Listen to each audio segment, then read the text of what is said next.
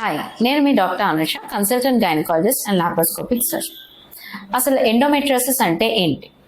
So endometriosis అంటే మనకి usually గర్భసంచి అనేది 3 పొరలుగా ఉంటుంది. బయటది పెరిమెట్రియం, మధ్యలోది మయోమెట్రియం, లోపలికి వచ్చేటప్పటికి దాన్ని ఎండోమెట్రియం అంటాం. మన పీరియడ్ టైం అప్పుడు, మన మెన్సెస్ టైం అప్పుడు ఏదైతే బ్లీడింగ్ అయ్యి బయటకు వచ్చేస్తుందో దాన్నే ఎండోమెట్రియం అని అంటాం. సో పీరియడ్ అప్పుడు ఈ బ్లడ్ ఎండోమెట్రియం అనేది యూజువల్ గా బయటకు వచ్చేస్తుంది. ఎప్పుడైతే ఇది రెట్రోగ్రేడ్ గా అంటే బ్యాక్వర్డ్ గా ఫ్లో అయ్యి ట్యూబ్స్ ద్వారా ఎప్పుడైతే మన పొట్టలోకి వెళ్ళిపోతుందో ఈ ఎండోమెట్రియం, దాన్నే మనం ఎండోమెట్రియోసిస్ అంటాం. సో లోపలికి రెట్రోగ్రేడ్ గా బ్యాక్ ఫ్లో అయిపోయిన తర్వాత ఈ ఎండోమెట్రియం అనేది ఎక్కడెక్కడ డిపాజిట్ అవుతుంది? ఫస్ట్ మోస్ట్ కామన్ సైట్ వచ్చేసి అండాశయాల మీద అంటే ఓవరీస్ మీద డిపాజిట్ అవ్వచ్చు. నెక్స్ట్ పెల్విస్ లో డిపాజిట్ అవ్వచ్చు. నెక్స్ట్ వచ్చేసి లోపల పేగులు ఉంటాయి అంటే రెక్టమ్, ఇవన్నీ ఉంటాయి, దాని మీద కూడా ఈ ఎండోమెట్రియం అనేది డిపాజిట్ అయ్యి ఉండిపోవచ్చు అనమాట. సో ఇలా డిపాజిట్ అయిపోవడం వల్ల ఏమవ్వచ్చు, నెక్స్ట్ ఏమవ్వచ్చు, ఎలాంటి సైన్స్ అండ్ సిమ్టమ్స్ కనిపిస్తాయి? సో మోస్ట్ కామన్ గా ఏంటంటే ఆడవాళ్ళలోని సివియర్ పెయిన్ వస్తుంది. పీరియడ్ అప్పుడు చాలా విపరీతమైన నొప్పి వస్తుంది అనమాట. ఎందుకు ఈ నొప్పి వస్తుంది అంటే మనకి నార్మల్ గా ఈ ఎండోమెట్రియం ఏదైతే ఉందో అది మన బాడీలో ఉన్న హార్మోన్స్ కి ఎలా అయితే రెస్పాండ్ అవుతుందో సిమిలర్ గా ఎక్కడెక్కడైతే మనకి ఈ బ్యాక్వర్డ్ గా ఫ్లో అయ్యి ఈ ఎండోమెట్రియం ఎక్కడెక్కడైతే డిపాజిట్ అయ్యిందో ఆ ఎండోమెట్రియం కూడా ఆ హార్మోన్స్ కి అలానే రెస్పాండ్ అవుతుంది అనమాట. సేమ్ అలానే లోపల కూడా బ్లీడింగ్ అనేది అవుతుంది. సో బ్లీడింగ్ అవ్వడం వల్ల ఏమవుతుంది, బ్లడ్ అనేది కలెక్ట్ అవుతుంది. సో బ్లడ్ కలెక్ట్ అవ్వడం వల్ల ఏమవుతుందంటే ఫస్ట్ మనం మోస్ట్ కామన్ సైట్ ఏమనుకున్నాం, అండాశయాల మీద అనుకున్నాం. సో అక్కడ బ్లడ్ కలెక్ట్ అవడం వల్ల ఓవేరియన్ సిస్ట్ ఫామ్ అవుతుంది. దాన్నే చాక్లెట్ సిస్ట్ అంటాం. ఎందుకు అంటే ఆ మధ్యలో ఆ సిస్ట్ లోని ఫుల్ బ్లడ్ ఉంటుంది, అది డార్క్ రెడ్ చాక్లెట్ కలర్ లో ఉంటుంది. దీన్నే మనం ఎండోమెట్రియాటిక్ సిస్ట్ అంటాం. నెక్స్ట్ ఏంటంటే ఇందాక మనం అనుకున్నట్టు పేగుల మీద కూడా డిపాజిట్ అవ్వచ్చు అని అన్నాం. సో పేగుల మీద కూడా డిపాజిట్ అయినప్పుడు ఏమవుతుందంటే అక్కడ కూడా బ్లడ్ అనేది రిలీజ్ అవ్వడం వల్ల ఏమవుతుందంటే అతుకులు ఫామ్ అయిపోతాయి అనమాట. పేగులకి మధ్య అతుకులు అనేవి ఫామ్ అవుతుంది.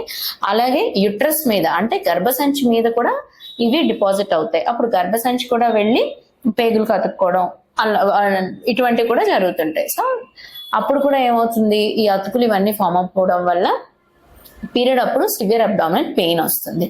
నెక్స్ట్ ఏంటి, ట్యూబ్ అనేది కూడా ఎఫెక్ట్ అవుతుంది. మనకి ఈ ఫెలోపియన్ ట్యూబ్ లో సీలియా అనే ఉంటాయి. సో ఇవి కూడా ఈ ఎండోమెట్రియోసిస్ వల్ల డ్యామేజ్ అవుతాయి అన్నమాట. సో అప్పుడు ఏమవుతుంది అంటే ఇన్ఫర్టిలిటీ అంటే పిల్లలు పుట్టరనమాట, ప్రెగ్నెన్సీ రాదు. సో ఎక్కువ మంది పేషెంట్స్ ఎండోమెట్రియోసిస్ తో సఫర్ అయ్యే వాళ్ళు ఎక్కువ మంది ఈ ఇన్ఫర్టిలిటీ కంప్లైంట్ తో మన దగ్గరికి వస్తూ ఉంటారు. నెక్స్ట్ ఏంటంటే ఇంకా కొంతమందికి ఇందాక అనుకున్నట్టు మనకి పేగుల మీద వాటి మీద డిపాజిట్ అయినప్పుడు కొంతమందికి తరచుగా అలా మోషన్స్ అయిపోతూ ఉంటాయి, కొంతమందికి కాన్స్టిపేషన్ వస్తుంది, మోషన్ అవ్వదు. సో ఇటువంటి సైన్స్ అండ్ సిమ్టమ్స్ తో కూడా మన దగ్గరికి పేషెంట్స్ వస్తూ ఉంటారు. ఇదే కాకుండా మనం ఇందాక అనుకున్నట్టు గర్భసంచి మీద కూడా ఈ ఎండోమెట్రియం అనేది డిపాజిట్ అవుతుంది. లిగమెంట్స్ ఉంటాయి, యూట్రోసేక్రల్ లిగమెంట్స్ అనేవి, దాని మీద కూడా డిపాజిట్ అవుతూ ఉంటాయి. సో దాని మీద డిపాజిట్ అయినప్పుడు ఎటువంటి కంప్లైంట్ ఉంటుందంటే సో యూట్రోసేకల్స్ మీద డిపాజిట్ అవుతుంది. సో యూట్రోసేకల్స్ మీద డిపాజిట్ అవ్వడం వల్ల ఏమవుతుందంటే భార్యాభర్త కలిసినప్పుడు సివియర్ పెయిన్ ఉంటుంది. దాన్నే మనం డీప్ డిస్పెరోనియా అని అంటాం. సో ఇవి complaints, most common complaints. So కొంతమందిలో ఏంటంటే అసలు ఏ పెయిన్ ఉండదు అనమాట, అసలు తెలియదు. పీరియడ్ అప్పుడు పెయిన్ ఉండదు, కానీ ఈ ఇన్ఫర్టిలిటీ ఇష్యూ అనేది ఉంటుంది. సో నెక్స్ట్ మరి మనకి ఎండోమెట్రియోసిస్ ఉన్నదా లేదా అని ఎలా తెలుస్తుంది అంటే ఫస్ట్ వచ్చేసి మనం స్కాన్ అనేది చేసుకుంటాం. ట్రాన్స్ వెజైనల్ సోనోగ్రఫీ అంటే వెజైనా నుంచి అల్ట్రాసౌండ్ స్కాన్ అనేది చేసుకుంటాం అన్నమాట. సో దాన్ని బట్టి మనకి ఏంటంటే ఫర్ ఎగ్జాంపుల్ ఈ చాక్లెట్ సిస్ట్ అనేది ఉందనుకోండి, అది ఎంత సైజ్ లో ఉంది ఏంటున్నది అన్నది తెలుస్తుంది. నెక్స్ట్ కొన్నిసార్లు అతుకులు అన్నవి మరీ ఎక్కువగా ఉండి యుట్రస్ కి అతుక్కుపోయి ఉంటే అవి కూడా తెలుస్తాయి. కానీ చిన్నవి కూడా డిపాజిట్ అయి ఉంటాయి. అవి మరి ఎలా తెలుసుకోవడం అంటే అవి ఈ స్కాన్ లో మనకి కనిపించవు. సో దాన్ని మనం ఎలా ఐడెంటిఫై చేయగలం అంటే డయాగ్నోస్టిక్ హిస్ట్రోలాప్రోస్కోపీ అంటాం అన్నమాట. సో ఇందులో ఏం చేస్తాం అంటే లాప్రోస్కోపీ అంటే కెమెరా పోర్ట్ అనేది పాస్ చేసి మనం అబ్డోమెన్ లో చూస్తాం ఎక్కడెక్కడ డిపాజిట్. అప్పుడు మన కళ్ళకు కనిపిస్తాయి అవి చిన్న డార్క్ స్పాట్స్ లాగా డ్రై స్పాట్స్ లాగా పౌడర్ బర్న్ట్ ఏరియాస్ అంటాం అనమాట. ఇలాంటి ఏరియాస్ మనకి ఎక్కడెక్కడ డిపాజిట్ అయ్యాయో అన్నవి కనిపిస్తాయి. సో నెక్స్ట్, మరి ట్రీట్మెంట్ ఏంటి మేడం, సర్జరీ ఒక్కటైనా ఆప్షన్ అని చాలా మంది అడుగుతుంటారు. సో ఈ సర్జరీ అన్నది అవునా కాదా అన్నది మనకి స్టేజెస్ మీద డిపెండ్ అయి ఉంటుంది. సో మనకి సివియారిటీ, సో యూట్రోసైకల్స్ మీద డిపాజిట్ అవ్వడం వల్ల ఏమవుతుందంటే భార్యాభర్త కలిసినప్పుడు సివియర్ పెయిన్ ఉంటుంది. దాన్నే మనం డీప్ డిస్పెరోనియా అని అంటాం. సో ఇవి complaints, most common complaints. So కొంతమందిలో ఏంటంటే అసలు ఏ పెయిన్ ఉండదు అనమాట, అసలు తెలియదు, పీరియడ్ అప్పుడు పెయిన్ ఉండదు, కానీ ఈ ఇన్ఫర్టిలిటీ ఇష్యూ అనేది ఉంటుంది. సో నెక్స్ట్, మరి మనకి ఎండోమెట్రియోసిస్ ఉన్నదా లేదా అని ఎలా తెలుస్తుంది అంటే ఫస్ట్ వచ్చేసి మనం స్కాన్ అనేది చేసుకుంటాం, ట్రాన్స్ వెజైనల్ సోనోగ్రఫీ అంటే వెజైనా నుంచి అల్ట్రాసౌండ్ స్కాన్ అనేది చేసుకుంటాం అన్నమాట. సో దాన్ని బట్టి మనకి ఏంటంటే, ఫర్ ఎగ్జాంపుల్ ఈ చాక్లెట్ సిస్ట్ అనేది ఉందనుకోండి, అది ఎంత సైజ్ లో ఉంది ఏంటున్నది అన్నది తెలుస్తుంది. నెక్స్ట్ కొన్నిసార్లు అతుకులు అన్నవి మరీ ఎక్కువగా ఉండి యుట్రస్ కి అతుక్కుపోయి ఉంటే అవి కూడా తెలుస్తాయి. కానీ చిన్నవి కూడా డిపాజిట్ అయి ఉంటాయి. అవి మరి ఎలా తెలుసుకోవడం అంటే అవి ఈ స్కాన్ లో మనకి కనిపించవు. సో దాన్ని మనం ఎలా ఐడెంటిఫై చేయగలం అంటే డయాగ్నోస్టిక్ హిస్ట్రోలాప్రోస్కోపీ అంటాం అన్నమాట. సో ఇందులో ఏం చేస్తాం అంటే లాప్రోస్కోపీ అంటే కెమెరా పోర్ట్ అనేది పాస్ చేసి మనం అబ్డోమెన్ లో చూస్తాం ఎక్కడెక్కడ డిపాజిట్. అప్పుడు మన కళ్ళకు కనిపిస్తాయి అవి చిన్న డార్క్ స్పాట్స్ లాగా, డ్రై స్పాట్స్ లాగా పౌడర్ బర్న్ట్ ఏరియాస్ అంటాం అనమాట. ఇలాంటి ఏరియాస్ మనకి ఎక్కడెక్కడ డిపాజిట్ అయ్యాయో అన్నవి కనిపిస్తాయి. సో నెక్స్ట్, మరి minimal, mild, moderate, severe, very severe, ఇలా 5 స్టేజెస్ ఉంటాయి మనకి ఎండోమెట్రియోసిస్ లో. జనరల్గా లాస్ట్ స్టేజ్ 4, స్టేజ్ 5 వచ్చేసి అవి చాలా సివియర్. సో వాటిలో ఖచ్చితంగా మనం సర్జరీ అనేది చేసుకోవాలి. ఫస్ట్ ఫర్ ఎగ్జాంపుల్ మనం సిస్ట్ అనుకున్నాం, చాక్లెట్ సిస్ట్. ఇప్పుడు ఒక పేషెంట్ వచ్చారు మన దగ్గరికి, మెయిన్ గా మనం ఏం కన్సిడర్ చేయాలంటే ఫ్యామిలీ కంప్లీట్ అయిందా లేదా అన్నది చూసుకోవాలి.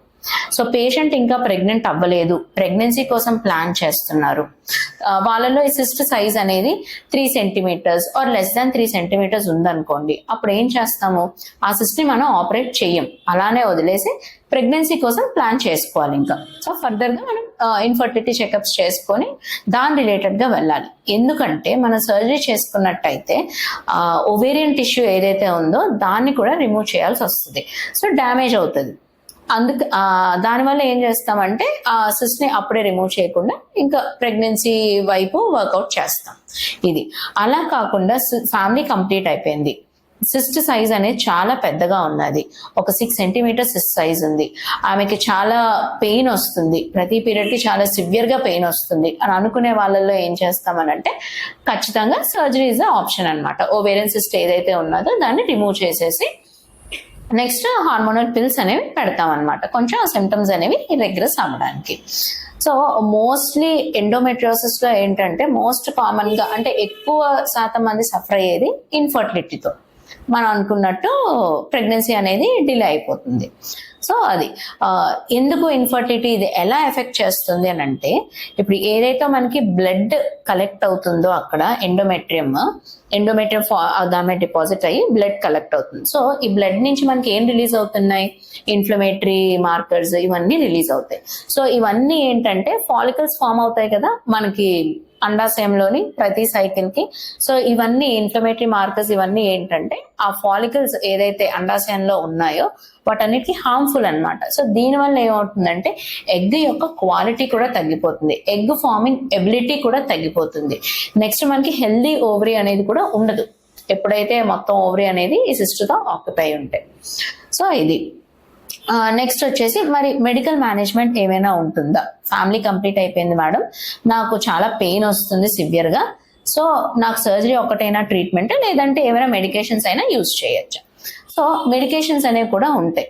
కొంచెం ఎర్లీ స్టేజెస్ అంత సివియారిటీ లేని వాళ్ళలో ఏంటంటే సివియర్ పెయిన్ వస్తున్న వాళ్ళలో ఒకటి మెరీనా అనేది ఒక ఆప్షన్. మెరీనా అంటే అది ప్రొజెస్ట్రాన్ హార్మోన్ ని రిలీజ్ చేసే లూప్ అన్నమాట. దాన్ని మనం ఆ లూప్ ని లోపల వేసుకుంటే అదేమవుతుంది, ఈ ఎండోమెట్రియం ని థిన్ అవుట్ చేసి కొంతవరకు డిస్మెనోరియాని తగ్గిస్తుంది. నెక్స్ట్ ఇంకొన్ని హార్మోనల్ పిల్స్ మనం పీరియడ్ ని డిలే చేయడానికి వేసుకునే పిల్స్ అన్నమాట. ఇంజెక్టబుల్స్ కూడా ఉంటాయి, లిప్రలైడ్ అని కొన్ని ఇంజెక్షన్స్ ఉంటాయి. ఈ ఇంజెక్షన్స్ చేసుకోవడం వల్ల ఏంటంటే మనం పీరియడ్ ని ఆపుతున్నాం. సో పీరియడ్ ని ఆపడం వల్ల ఏమవుతుంది, లోపల ఉన్న ఎండోమెట్రియం ని కూడా ఎట్రోపీ చేస్తున్నాం అన్నమాట. అంటే అది పని చేయకుండా చేస్తున్నాం. సో దానివల్ల ఏమవుతుంది, దాని నుంచి మళ్ళీ బ్లడ్, ఇన్ఫ్లమేటరీ మార్కర్స్ అనేవి రిలీజ్ అవ్వకుండా ఉంటాయి. సో ఇలాగా ఆమెకి కొంచెం ఆ పెయిన్ నుంచి రిలీఫ్ వచ్చేలా మనం చేసుకోవచ్చు. ఎండోమెట్రియోసిస్ కి ఒకసారి సర్జరీ చేసుకుంటే అది పర్మనెంట్ ట్రీట్మెంటా లేదంటే మళ్ళీ వచ్చే ఛాన్సెస్ ఉంటాయి. సో ఎండోమెట్రియోసిస్ అనే దానికి పర్మనెంట్ క్యూర్ అయితే లేదు. ఒకసారి వచ్చి దానికి మనం సర్జరీ చేసాము అని అంటే తిరిగి మళ్ళీ వచ్చే ఛాన్సెస్ కూడా ఉంటాయి. ఒకసారి సిస్ట్ తీసేసాము ఇంకా రాదు అని అనుకోవడానికి లేదు. మళ్ళీ రిపీట్ అయ్యే ఛాన్సెస్ కూడా ఎక్కువ ఎండోమెట్రియోసిస్. ఇంకా ఇలాంటి మరిన్ని విమెన్ హెల్త్ టిప్స్ కోసం do subscribe my channel. Thank you.